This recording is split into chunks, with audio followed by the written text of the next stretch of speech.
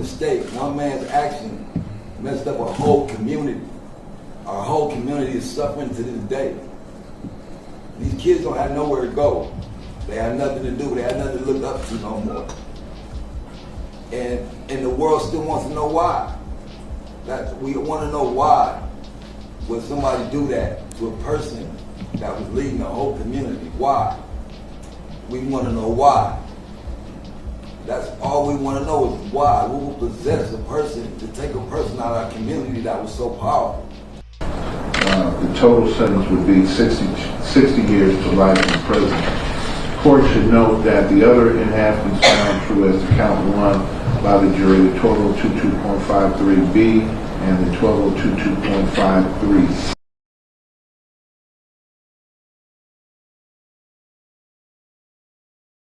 However, the sentence that the court is about to pronounce, I am very mindful of what was presented as to Mr. Holder's mental health history. I'm also mindful of the devastation caused to the victims and their families. So I think this sentence balances both. The principal term in this sentence will be count 3, the 245A2 on Mr. Latham. The court selects the midterm of 3 years in state prison. For the gun, there will be an additional 4 years in state prison consecutive. And then for the rape bodily injury allegation that was found true, it will be 3 years consecutive to that. So for count 3, it will be a total of 10 years in state prison. As to count 2, which was the attempted voluntary manslaughter, Mr. Latham being the victim, the court has doubts as to the viability of that count because there was no provocation by Mr. Latham. Same holds true for Mr. Villanueva. The court believes that it is 654, so that the court would impose the midterm of 3 years plus the 4 years and the 3 years, but stay those sentences. As to count 5, the 245A2 as to Mr. Villanueva, the court selects the midterm of 3 years plus the 4 years for that's the midterm for the use of the gun. That's a total of 7 years, but run that concurrent. As to count 4, the attempted voluntary manslaughter, again, this court feels that 654 is applicable, so that it would impose the 3 years, the midterm, plus 4 years for the gun, but stay it. Once again, if the court is incorrect about that application, it would be the midterm of 3 years plus 4 years for the gun, and that would run concurrent. As to count 6, Penal Code Section 2980081, possession of a firearm by a felon, as this was the gun used, or one of the guns used by the defendant.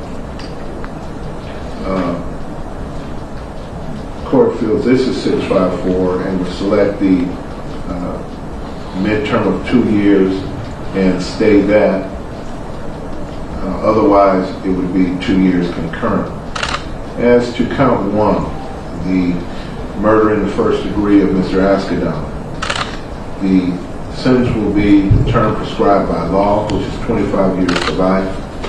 In addition, there will be the 12022.53D allegation, which is consecutive. That will be an additional 25 years to life. So for count 1 alone, it would be 50 years to life. The total sentence would be 60 years to life in prison. The court should note that the other enhancements found true as to count 1 by the jury, the 1202.53B and the 1202.53C. Now, according to the reports, they say Holder and Hussle were both members of the infamous Rolling 60s in the set of the Crips gang. Now, during the actual sentencing today, February of 2023, he was sentenced to that 60 years, like I said. Now, Douglas, who was known as Cowboy, who was one of Nipsey Hussle's closest friends, They did try to come into court, and they argued that Eric Holder had severe mental illnesses, and they actually read a letter from the defendant's father who claimed that he was diagnosed with schizophrenia at the age of 19.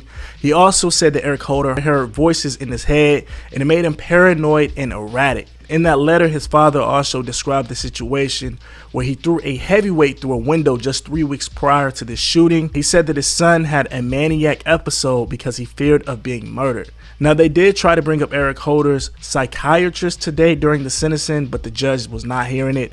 He was ready to serve Eric Holder. He sentenced him to those 60 years.